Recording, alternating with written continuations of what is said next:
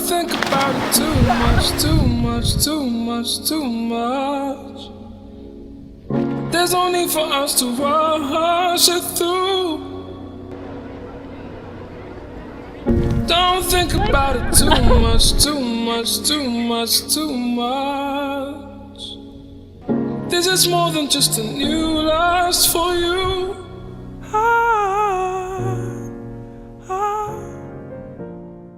I left home on the 12th of December 2024 for one reason only, to go and see about a girl. It was the furthest I'd ever been away from home and the biggest risk I'd ever had to take. As the months passed, living and travelling in Europe, meeting strangers that became friends, filming moments that became memories, and filling a book with answers that changed the way I see life, this is the story behind it all. The first few weeks and months felt like I was stepping into a movie. Every street, every city, and everyone was new. Feelings I had never felt before. I saw the Austrian mountains for the first time, sharp, white-tipped peaks that looked like they'd been painted against the sky.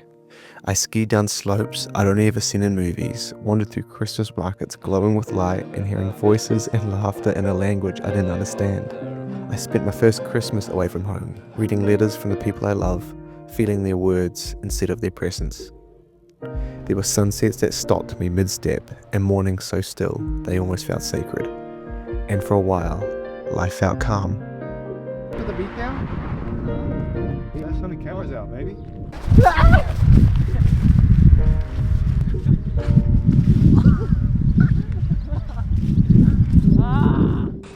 But before I knew it, the first, second, and then the third month had flown by.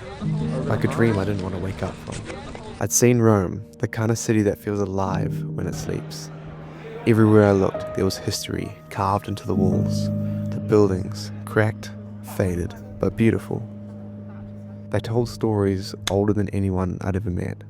The feeling that every corner had something to say if you just stopped long enough to listen. The smell of wood-fired pizzas and fresh pasta drifted from every corner, a smell you couldn't miss. And as the sun set, the whole city seemed to glow, like it knew how to make every moment feel bigger than life itself. The kind of beauty that makes everything quiet without even realizing it. I wandered through Florence and stood beneath the Cathedral of Santa Maria del Fiore, a building so beautiful it's like time was holding its breath. But in my fourth month, things changed. A low I hadn't seen coming.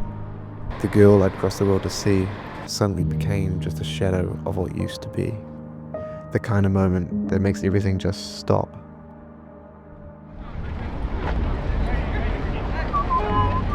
Now, I'm not the type of guy to write poems or songs to get through a heartbreak. I journaled. I wrote about life, love, and everything in between.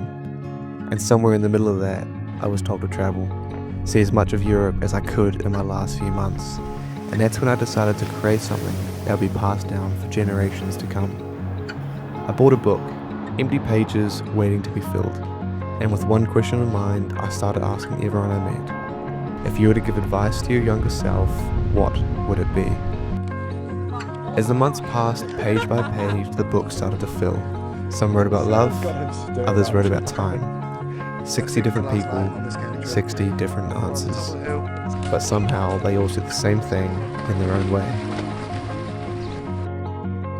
Life is unpredictable, and that's the beauty of it. Be bold in trying different things out, even the ones that feel insurmountable.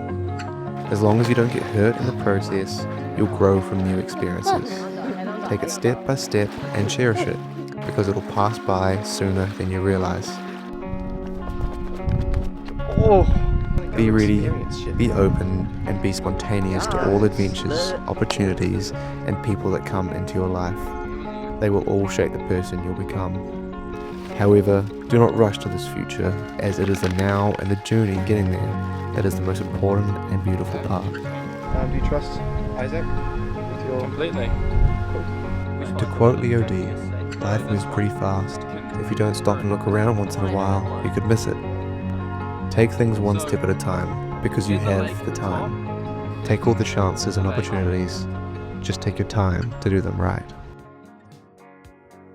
Now I could go on for hours, Every page felt like its own little story.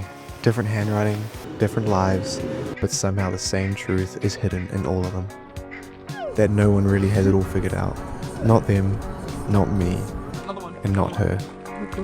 We're all just trying to find our way. I think that's what travel has taught me the most. That even when you feel lost, you're never really alone. Because somewhere out there, someone else is feeling it too. The same confusion, the same hope. And maybe that's what connects us all in the end. Because when you slow down enough to listen, to really listen, you start to see the world and yourself a little differently.